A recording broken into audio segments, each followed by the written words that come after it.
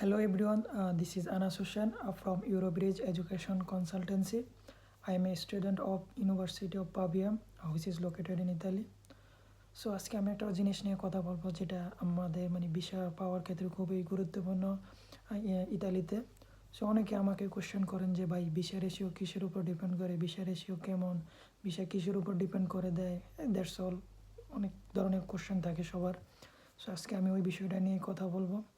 So আমি first of all আমি বলতে চাই ইতালির 3টি বিষয়ের উপর ডিপেন্ড করে ভিসা ডিসিশনটা দিয়ে থাকে embassy.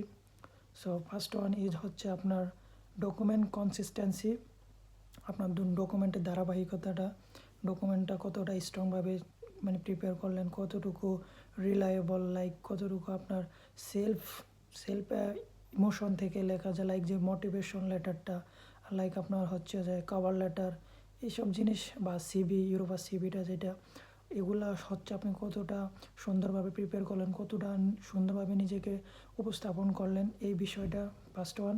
And second of all হচ্ছে আপনার source of income, like financial documents, like হচ্ছে আপনার bank statement, bank solvency, and that's সকল থিং।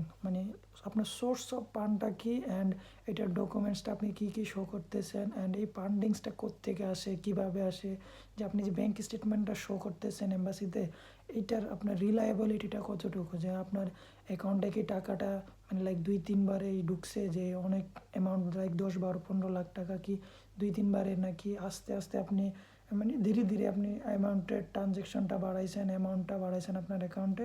দ্যাটস অল, এটা একটা খুব গুরুত্বপূর্ণ বিষয়। অ্যান্ড আপনার ট্রানজ্যাকশানের হিস্ট্রিটা কি, যেমন আপনি কিছু টাকা আপনি অ্যাকাউন্টে রাখছেন এবং কিছু টাকা তখন উইথড্র করলেন, তখন আপনি এটার একটা রিজন দিবেন যে এটা family income, family cost, and like travelling, education cost, that's all thing. And family বিভিন্ন ধরনের খরচ, মেডিকেল খরচ, দ্যাটস অল, এইসব কিছু রিজন উল্লেখ করলেন। আপনি আস্তে আস্তে আপনার অ্যাকাউন্টের অ্যামাউন্টটা বাড়াবেন, অ্যামাউন্টটা বাড়াবেন আস্তে আস্তে, নট লাইক হুলস্থুল, লাইক আপনার হচ্ছে ধরেই একটা অ্যামাউন্ট ঢুকাইলেন, তখন তারা বোঝে যে এটা হচ্ছে কোনো জায়গা থেকে নিছে বা ব্যাংকের মাধ্যমে যে কোনো একটা হেল্প নিছে, এটা হচ্ছে আপনার, ওনারা বুঝে, কারণ ওনারা আপনার থেকে অনেক এক্সপিরিয়েন্স, অনেক এক্সপিরিয়েন্স, ওনারা এগুলো জানে। সো থার্ড যে বিষয়টা, এটা হচ্ছে আপনার ওভারঅল প্রোফাইল, আপনার প্রিভিয়াস যে ব্যাকগ্রাউন্ডটা আছে, যেমন আপনি প্রিভিয়াস যে ধরেন সায়েন্স ব্যাকগ্রাউন্ড, আর্টস, কমার্স, আপনার রেজাল্ট কী, আপনার রেজাল্টের সাথে বর্তমান আপনি যে বিষয়ে অ্যাপ্লিকেশন করতেছেন, যে কোর্সে অ্যাপ্লিকেশন করতেছেন ইতালিতে, তার সাথে তার রিলায়েবিলিটিটা কতটুকু, এবং তার সাথে আপনার হচ্ছে